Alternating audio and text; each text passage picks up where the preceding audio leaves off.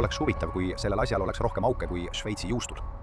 Nüüd, kui Alec Murdochil on uus kohtuprotsess oma naise Maggie ja poja Pauli mõrvade eest, käib kulisside taga juba teine võitlus. Nüüd seisab ta silmitsi naisega, kelle kohta osariigi kõrgeim kohus ütleb, et ta võis mõjutada vandekohtunikke, kes ta süüdi mõistsid.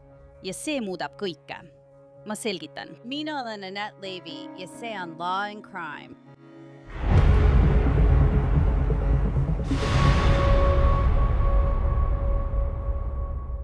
Enne kui ma sukeldun Murdochi juhtumi viimasesse pöördesse ja Alexi uude tsiviilhagi, tahan ma teile rääkida ühest advokaadibüroost nimega Morgan & Morgan. See on büroo, mis on inimeste eest võidelnud üle 35 aasta ning on klientidele tagasi toonud üle 30 miljardi dollari. Tõestuseks on nende senine töö, üle 1000 advokaadi ja 100 kontori üle kogu riigi. Morgan & Morgani palkamine on nagu armee palkamine, kes läheb sinu eest lahingusse. Meeskond, kes võitleb kõvasti, et kliendid saaksid neile kuuluva hüvitise. Kõik advokaadibürood ei ole ühesugused. Kui valid vale advokaadibüroo, võid kaotada juba enne alustamist. Kui saad kunagi vigastada, võid pöörduda Morgan & Morgani poole. Nende tasu tuleb maksta ainult siis, kui võidad. Lisateabe saamiseks külasta lehte forthepeople.com/cultcreeps/forthepeople.com/crimefix. Klõpsa all oleval lingil või skaneeri ekraanil olevat QR-koodi. Alec Murdoch saab uue kohtuprotsessi oma naise Maggie ja poja Pauli mõrvade eest. Lõuna-Carolina ülemkohus ei teinud selles küsimuses mingit saladust. Kohtu 5 kohtunikku kirjutasid, et Alec Murdochi õigus õiglasele kohtuprotsessile rikuti osaliselt nüüdseks häbisse sattunud kohtusekretäri Becky Hilli tõttu. Ja nüüd tahab Alec Murdoch, et Becky Hill selle patu eest maksaks. Ja korralikult maksaks. Ta selgitab uues kohtuasjas, miks see nii on. Jõuan selleni varsti. Aga kõigepealt kiire kokkuvõtte juuks, kui sa pole kursis olnud. Becky Hill juhtis Colletoni maakonna kohtumaja, kus Murdochi topeltmõrva kohtuprotsess toimus 2023 aasta alguses. Tema oli vastutav ja luges isegi otsuse ette. Osariigi kõrgeim kohus leidis, et Becky Hill tegi vandekohtule sobimatuid kommentaare või vähemalt üritas seda teha, kui ta ütles vandekohtunikele, et nad ei laseks end Murdochi advokaatidel petta ja jälgiksid teda hoolikalt, pidades silmas Murdochit tema ütluste andmisel. Ülemkohtu 5 kohtunikku kirjutasid, et Hill ründas Murdochi usaldusväärsust ja tema kaitset äärmiselt. Nad nimetasid tema vandekohtu mõjutamist šokeerivaks. Nüüd saab Murdoch uue kohtuprotsessi ja peaprokuröri büroo lubab Murdochit kiiresti uuesti kohtu alla anda. No ilmselgelt oleme pettunud ja me ei nõustu kohtuotsusega, kuid me austame kohut ja austame protsessi. Ja tead, ma olen seda tööd kaua teinud. See on kahetsusväärne. Aga tead, sa lihtsalt võtad end kokku ja... Lähed ja teed töö uuesti ära ja just seda me plaanimegi teha. Praegu on meil endiselt võimalus taotleda asja uuesti arutamist. Võime potentsiaalselt taotleda USA ülemkohtult asja menetlusse võtmist. Ja me kavatseme seda omavahel natuke arutada. Aga ma arvan, et praegu on meie eesmärk minu vaatenurgast lihtsalt see asi uuesti üles võtta ja saada see võimalikult kiiresti tehtud. Ja ma arvan kindlasti, et me otsiksime mingit aega sügisel või enne aasta lõppu, aga loomulikult võtame ühendust määratud kohtunikuga. Kaitsel on selles osas oma seisukoht ja lõpuks otsustab kohtunik, milline kuupäev määratakse. Küsisin ka Creighton Watersilt, Murdochi juhtumite peaprokurörilt, kuidas osariigi kõrgeim kohus nägi Becky Hilli katset vandekohtunikke mõjutada. Aga tema ja tema prokurörid ei teinud seda Hilli puhul, kes hiljem süüdistati valevandes ja ametialases väärkäitumises. Ta tunnistas end nendes süüdistustes süüdi. Valevandemine oli seotud sellega, et ta rikkus kohtukorraldust ja salastas need kuriteopaiga pildid, mida me püüdsime lekkimise eest kaitsta, lubades meedia esindajatel neist pilte teha. See oligi tema valevande süüdistus. Olgu selge, me ei öelnud kordagi, et Becky käitumine oli kuidagi aktsepteeritav või midagi sellist. Mida me kohtule ütlesime, ja seda leidis ka kohtunik Toole pärast kõigi vandekohtunike küsitlemist ja selle istungi läbiviimist, oli see, et need kommentaarid ei mõjutanud vandekohtunikke sellisel määral. Ja veel kord, meie argument oli, et pärast 6 nädalast kohtuprotsessi kohtunik Newmani juhtimisel 75 tunnistajat, 550 tõendit, süüdistuse meeskond, kaitsemeeskond, kogu see tõendusmaterjal, mõned sobimatud märkused kohtusekretärilt lihtsalt ei mõjutanud otsust. Ja see oligi meie argument ning seda leidis ka kohtunik Toole. Ülemkohus, ja ma mõistan, et nad ei taha sellist käitumist kohtutöötaja poolt heaks kiita, nemad nägid seda teisiti. see on nende õigus. Ja nii liigume me sealt edasi. Aga kohtunik Dolditš ütles, et ta ei olnud usaldusväärne. Tal olid sisuliselt usaldusväärsuse probleemid. nii et ja mida kohtunik Toole oma otsuses leidis ning meie seisukoht oli, et see puudutas vandekohtunikke, mitte Beckit. Keegi ei lootnud siin täielikult Becki peale. Me toetusime vandekohtunikele. 11 neist ütlesid, et sellel polnud mingit võimalikku mõju. Ja üks neist, kes natuke kõhkles ja kahtles, kohtunik, leidis selle inimese ütlustes mõningaid probleeme ja sellele me toetusimegi. Ja taas, seda leidis ka kohtunik Toole. Ülemkohus nägi seda teisiti. Ja taas, see on nende eesõigus. Nüüd föderaalse kodanikuõiguste hagi juurde, mille Alec Murdoch on esitanud Becky Hilli vastu. Me esitasime hagi Richard Alexander Murdoch seniori nimel Rebecca Hilli vastu. Ja selle hagi esitame me Ameerika Ühendriikide föderaalse kodanikuõiguste seaduse paragrahvi 42 koodi 1983 alusel, et heastada põhiseaduslike õiguste rikkumist. Need õigused olid Alexi õigus õiglasele kohtuprotsessile. Õigus, et teda mõistetakse kohut manipuleerimata ja kallutamata vandekohtu ees. Lõuna-Carolina ülemkohtu otsusega on see tunnistatud osariigi seaduse küsimuseks. Et ta võttis Alekilt tema põhiseaduslikud õigused. Võttis temalt õiguse õiglasele kohtuprotsessile.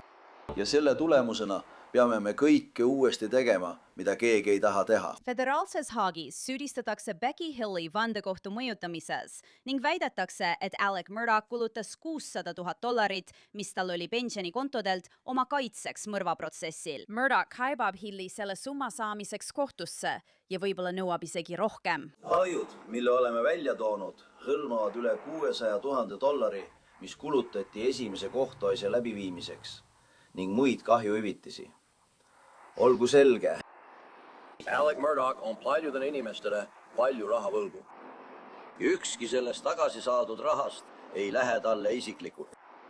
Selle kohtuasja eesmärk on panna Becky Hill vastutama selle eest, mida ta tegi. Teda ei ole üldse tema käitumise eest vastutusele võetud. Ja teiseks, uurida täpselt, mida ta tegi, mida me saame teha tsiviilkohtumenetluse käigus. Meil on õigus esitada kohtukutseid, me saame võtta vande all ütlusi. Nii et me saame täielikult aru tema käitumise ulatusest. Riik ei ole teda veel põhjalikult uurinud ega vastutusele võtnud. Ja just seda me loodamegi teha, seda me kavatsemegi teha ja seda me teeme selle kohtuasjaga. Murdochi kaitsemeeskond soovib uurida Becky Hilli väidetavat vandekohtu mõjutamist. Advokaadid mõtlevad, kas keegi teine oli veel seotud selle vandekohtu mõjutamisega.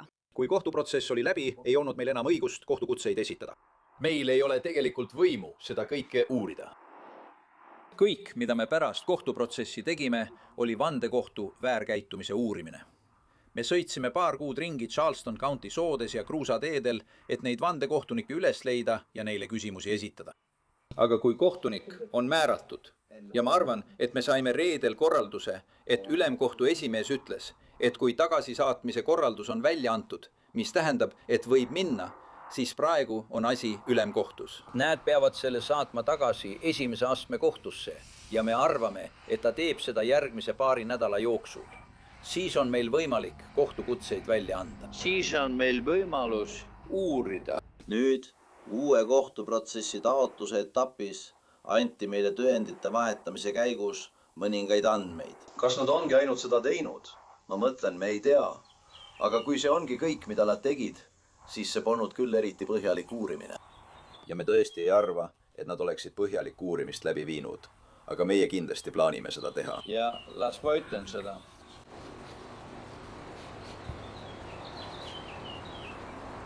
See oli samuti teabenõue, mis esitati Sweatile, et saada lisainfot. Oleme seda ka näinud. Kas on mõistlik lasta agentuuril, kellel on sisemine huvide konflikt, nad tahavad, et süüdimõistmine jääks jõusse, uurida, kas see oli õiguspärane või mitte? ma mõtlen, see tundub lihtsalt naeruväärne ja jälle minu arvates on peaprokuröri viga selles, et ta ei palunud sõltumatut uurimist. Ta oleks võinud kaasata šerifi osakonna. Käslian Wati inimesed või šerif Spartanis. Ei, mitte Spartanis, vaid Greenvillis. Neil on väga arenenud šerifi osakond, ka Charlestonis. Kasutage neid. Aga Šved on huvitatud süüdimõistva otsuse kinnitamisest. Nad ei taha ühtegi viga leida. Ma mõtlen, see on lihtsalt inimloomus. Nii et me arvame, et on palju asju, mida ei uuritud ja me tahame neid uurida. Ja küsimus ongi selles, ning mina, Jim ja Phil oleme sellest rääkinud. Kas ta tegi seda üksi? Kas keegi aitas tal seda teha? Ja kui sa oleksid kohtuniku kabinetis, nagu meie olime, kui ta tõi infot vandekohtuniku kohta, keda te kutsuksite munanaiseks ja keda meie nimetame Myra Crosbyks. Ja kuulake, mida tal oli öelda. Üks kord oli see täielikult välja mõeldud mingi Facebooki lehe kohta. Teisel korral, seletamatult, täiesti seletamatult, saabus kohtunikule anonüümne e-kiri. Meile sellest ei räägitud. Seda uuris peaprokuröri büroo ja Svet ilma meie osaluseta. Sellel polnud mingeid piiranguid, aga ma mõtlen ja kutsuge meid naiivseteks, sest me olimegi. Me ei ajanud seda teemat edasi ja ma vaatan sellele tagasi. Tagantjärele tarkusena oleksime pidanud seda tegema. Võib-olla oleksime pidanud olema veidi agressiivsemad, aga tol ajal oleksime selle argumendiga ikkagi toime tulnud. Aga nüüd suudame. Üks valdkondadest, mida Murdochi advokaadid soovivad uurida, on see, mis tegelikult oli selle taga, et sooviti eemaldada vandekohtunik, keda tuntakse kui munanaist. Vandekohtunik 785, Myra Crosby. Aga meil on palju küsimusi, millele tahaksime vastuseid saada. Teate, kas ta oli üksik hunt? Kas ta tegi seda lihtsalt kuulsuse ahvatuse pärast? Seda ta igatahes kindlasti tegi. Ja siis ütlen teile, muna daamina tuntud vandekohtuniku eemaldamine on väga kahtlane. Ja see tegelikult polnudki osa juhtumist. Meie teeme sellest osa oma kaebusest. Me toome välja kõik vastuolud selles, mida ta ütles. Kohtunik Newmani sõnul oli munanaine Preili Crosby endine abikaasa postitanud midagi Facebooki. Mida me nüüd teame olevat täiesti jultunud vale või keegi valetas talle. Ma mõtlen, see ei ole loogiline. Myra Crosby advokaat Joe McCullough on palunud kohtunikul tühistada avaldamispiirangud vandekohtu mõjutamise uurimisega seotud materjalide kohta, et SLED saaks need materjalid talle edastada. Selle salvestuse tegemise ajal ei ole Becky Hilli advokaadid kohtuasjale vastanud. See esitati alles hiljuti. Samuti ei ole selge, kus või millal Alec Murdochi uus kohtuprotsess toimub. Kaitse ütleb, et osariik soovib Murdochit uuesti kohtu alla anda juba sel aastal, kui võimalik, kuid kaitse eelistaks järgmist aastat. Murdochi meeskond ütleb, et nad on pärast esimest kohtuprotsessi saanud uusi tõendeid. Ja on veel muud teavet, mida nad plaanivad ära kasutada. Me tõime eelmisel kohtuprotsessil välja, et nad leidsid meessoost tundmatu mehe DNA, kes ei ole seotud ühegi Murdochi ega Mackie perekonnaga tema küüne alt. Seda teada ei uuritud tegelikult edasi. Me palusime, et nad uuriksid seda enne eelmist kohtuprotsessi. Meil ei ole selle DNA-d, seega me ei saa sellega midagi teha. Võib-olla saame uue juhtumiga alustades otsast peale minna ja taotleda kohtult korraldust, mis sunniks neid saatma selle koodisesse. CODIS on riiklik DNA andmebaas. Nii et ma mõtlen, kui meie oleksime vastutavad ja meil oleksid vajalikud vahendid, SLEDi kohtuekspertiisi labor ja meil oleksid õigus taotleda läbiotsimismäärusi, siis me oleksime teinud asju hoopis teistmoodi ja palju kiiremini. Palju võimalusi on kaotsi läinud ja see on kahetsusväärne. John, me oleme saanud palju infot. Inimesed töötavad selle Aleci nimel tasuta, umbes nagu meiegi, ja nad on leidnud tõeliselt huvitavat infot. Ja nad on andnud märkimisväärse osa sellest SLEDile üle. Saab huvitav olema näha, kas SLED on sellega midagi teinud või teeb midagi. Lõuna-Carolina peaprokurör Alan Wilson on öelnud, et Alec Murdochis uuel kohtuprotsessil võib surmanuhtlus taas päevakorda tulla, mis on Murdochis kaitseadvokaate pahandanud. On selge, et ta ei räägi oma büroo advokaatidega. Ta räägib ilmselt oma poliitiliste nõustajatega, kes arvasid, et see on hea lause tema kuberneri kampaania jaoks. Seadus on selge. Ta ei saa nõuda surmanuhtlust, kui see tuleneb kättemaksulikust süüdistuse esitamisest. See ongi küsimus, mida ta teab täna, mida ta 5 aastat tagasi ei teadnud. Miks ta ütleb, et kavatseb nõuda surmanuhtlust? Kas on olemas mingi uus tõend? Nii et me oleme sellest natuke tüdinenud ja väsinud ning oleme seda protsessi näinud juba selle juhtumi algusest peale, kus Alan Wilson ajab poliitikat selle asemel, et olla prokurör. Tal on suurepärased advokaadid oma meeskonnas. Ta peaks neid kuulama ja usaldama nende otsuseid. Juhuslikult ei ole ta uurinud katset vandekohtunikke mõjutada. Becky Hilli poolt. Me räägime tsiviilhagist kohe varsti. Aga seadus ütleb selgelt, et see, kes mõjutab või üritab mõjutada vandekohtunikke, on süüdi kuriteos. Kohtunik Tolee faktilised järeldused olid selged. Becky Hill üritas ülemkohus eelmisel nädalal. Becky Hill üritas. Palun, Alan, keskendu oma tööle, mitte poliitikale. Vastuseks andis Alan Wilson järgmise avalduse. Seda juhtumit käsitletakse täpselt nii, nagu peaks, täiesti uue kohtuprotsessina. Kõik juriidilised võimalused on arutlusel ning need arutelud toimuvad nii, nagu peab. Peaprokuröri büroo pühendunud prokuröride ja töötajate vahel, mitte mingi kampaania raames. 2022 aastal olid surmanuhtlusega seotud juriidilised ja praktilised asjaolud väga erinevad. Lõuna-Carolinas polnud hukkamist läbi viidud rohkem kui 10 jooksul. See on nüüd muutunud ning see on üks mitmest tegurist, mida peame edaspidi arvesse võtma. Härra Harputlian ise tunnistas, et Becky Hilli juhtum suunati varem sõltumatule prokurörile ja see vaadati üle. Neid küsimusi hinnati juba väljaspool meie bürood. Pettumust valmistab see, et Dick Harputlian ja Jim Griffin kulutavad oma aega sledi mustamiseks ja Lõuna-Carolina õiguskaitseorganite ründamiseks, selle asemel, et käsitleda seda küsimust väärilise tõsidusega. Lõppkokkuvõttes on meie vastutus lihtne. Järgida seadust, kaitsta protsessi ausust ja tagada, et õiglus taotletakse õiglaselt ja professionaalselt. Kui toimub uus kohtuprotsess, on üks tunnistaja, kellel toodatakse taas tunnistajapinki naasmist, Mark Tinsley. Ta esindas Mallory Beachi perekonda. Mallory hukkus 2019. aastal paadiõnnetuses. Paul Murdoch juhtis seda paati ja Tinsley kaebas Alec Murdochi kohtusse selle õnnetuse pärast, kui Paul ja Maggie mõrvati. Ta esindas ka Murdochi finantskuritegude ohvreid. Kas te ootate? Kas see lubatakse järgmisel korral, sest tegelikult ütleb kaitse, et kõik ei pidanud lagunema nii, nagu osariik väitis. Aga mis on teie arvamus selle kohta? Ja kas te arvate, et teie tunnistused lubatakse järgmisel korral? Ma arvan küll, et see on nii. Ma arvan, et sellel on tõenduslik väärtus. Ma arvan, et see on asjakohane. Ja ma arvan, et kohus tunnistas seda selgelt oma arvamuses. Et kõik hakkab lagunema või et Elik nägi võimalust seda rongi rööbastelt maha juhtida, mis mööda rööpaid lähenes. Need on tegelikult 2 erinevat asja, eks. Koer ei pea sind tingimata hammustama, et sa teda kardaksid.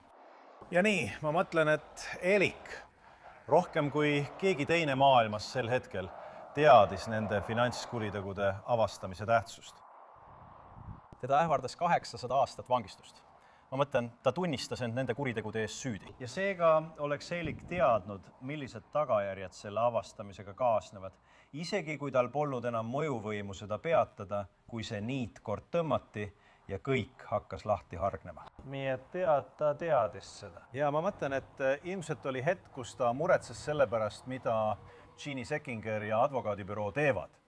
Aga ta on neid inimesi aastaid petnud ja on sellega hakkama saanud. Minu lähenemine on teravam, minu oma on halastamatu. Ja nii kõik need asjad, alates Tony Satterfieldi küsimusest, mis asi see on, mida ma loen selle kokkuleppe kohta selles artiklis, kuni eelseisva kohtuistungini, kuni Jeannie Seckingeri, Chris Wilsoni ja pangani välja. Ja kõik need asjad, mis toimuvad, viivadki ta selle hullumeelse, kuid tema haiges ja väärastunud mõistuses paratamatu järelduseni. See on minu jaoks ainus viis seda peatada. Ma pean olema ohver. Mu isa on suremas. Kaastumine on algusest peale minu poolel. ja see annab mulle kas hingetõmbeaega või lõpetab selle täielikult. Alec Murdoch väidab, et ta ei teinud seda. Ta kinnitab, et on sellest kuriteost faktiliselt süütu. Mitte, et osariik ei oleks oma süüdistust tõendanud, mida ta advokaadina ütleks, vaid et ta on faktiliselt süütu. Kas on olemas mingi võimalus, kus sa võiksid uskuda, et ta ei pannud neid kuritegusid toime? Ei, ja tead, ma näen, et inimesed spekuleerivad, et ta teab, kes seda tegi või ta oli seal ja kuidagi see vähendab tema süüd selles. Aga esiteks ma ei usu, et see nii on, sest Ellik oli nii osav manipulaator, ta poleks kunagi lubanud kellelgi sellist võimu enda üle omada. Keegi aitas tal relvadest lahti saada ja koristada. Ei, ma ei usu seda. Ma arvan, et see oli kõik tema enda teha, sest ta poleks lasknud kedagi sellesse vandenõusse, mille ta oma hullumeelse mõistusega lõi. Sa oled varem öelnud, et sa usud seda, see on sinu veendumus. Et oli seda juba mõnda aega planeerinud, et see polnud spontaanne. Ma mõtlen, nüüd on juba mõni aeg möödas. Kas sa oled endiselt seda meelt ja räägi mulle oma veendumusest, millal sa arvad, et ta selle käima lükkas, sest nüüd on ta süüdistatav mõrvas. Ta ei ole enam süüdimõistetud mõrvar. Nii et kõige edukamad valetajad põimivad oma valedesse mingi tõeterakeseks. Ja seega see polnud midagi, mille ma lihtsalt välja mõtlesin. See oli see, mida ta tegelikult oma vennanaisele ütles. Et kes iganes seda plaanis, oli seda juba ammu plaaninud. Ja nii ma nõustusin sellega, mida ta ütles. Ja alles pärast seda, kui me hakkasime kõike avastama ja pilt hakkas selginema, tsiviilasjas on hetk, kus ma saan aru, et vähemalt tavapärane arusaam oleks, et Ellik ei tahaks, et Mägi tsiviilasjas kohtusse kaevatakse, eks. See on Mägi krediitkaart, mida Paul kasutab. Mitte ainult paadiõnnetuse ööl, vaid ka varem, korduvalt, alkoholi ostmiseks. Mägi omab pool paadist. Ma mõtlen, et Mägi suhtes on olemas vastutus. Ja seetõttu saatsin ma taotlused asjaolude omaksvõtuks, sest Ellik ei olnud sotsiaalmeedias nii aktiivne. Ja see on asi tsiviilasjades, kus me ütleme, et tunnista, et see mees on kluu ja siis me ei pea tunnistajat kutsuma, et tõestada, et see oli kluu. Ja kui Ellik tunnistab, et Mägi teadis neid asju, mis olid tema sotsiaalmeedia postituses dokumenteeritud ja talle omistatakse see teadmine, selle paadi hooletu Paulile usaldamise puhul ei pea ma siis Mägit kohtusse kaebama. Aga ta eitab seda. Ja ta eitab seda 2020 aasta novembris-detsembris. Nii et mitu kuud enne mõrvu. Ja see ei tundunud mulle tol hetkel loogiline, sest sa ei saa tegelikult eeldada, et ma ei kavatse kõiki kohtusse kaevata, sest ma olen kõiki kohtusse kaevanud. Ma ei olnud Paulit tol ajal kohtusse kaevanud, ma ei olnud tol ajal Mägit kohtusse kaevanud, aga seal olid strateegilised põhjused, miks ma kartsin, et Alek võib proovida vandekohtuga manipuleerida. Ja see oli viis, kuidas ma hoidsin teda ausana, sest ma saan alati hiljem tagasi tulla ja neid kohtusse kaevata. Ja ma tegin selle talle selgeks. Kuidas teine kohtuprotsess sinu jaoks välja näeb? Ma arvan, et see on esimese kohtuprotsessi lühendatud versioon. Ma arvan, et mõned asjad, kus seosed ei pruukinud selgeks saada, kaovad tõenäoliselt ära. Ma arvan, et sa tead küll, vale on see, millest Ellik ei pääse. 3 inimest lähevad koera-aedikute juurde ja 1 valetaja tuleb tagasi. Ja kuidas sa veenad 12 inimest, et ma olen kõige kohta valetanud? Ja sa räägid videost. Ma räägin tapmisvideost. Jah, aga tema vale on ikka veel õhus ja ta peab sellele ikka veel vastama. Ja minu arvates ei suuda ta sellele ikka veel vastata. Ja ma arvan, et see jääbki tema Achilleuse kannaks ka järgmises kohtuprotsessis. Alec Murdoch on endiselt kaitsel Lõuna-Carolina vanglas. Ta kannab 27 aastast vanglakaristust finantskuritegude eest ning lisaks ka föderaalkaristust samade kuritegude eest. Hoiame sellel kõigel silma peal ja toome teieni kõige värskemad uudised kohe, kui need juhtuvad. See oli selle nädala Crime Fixi episood. Mina olen Annette Leevi. Suur tänu, et olite minuga.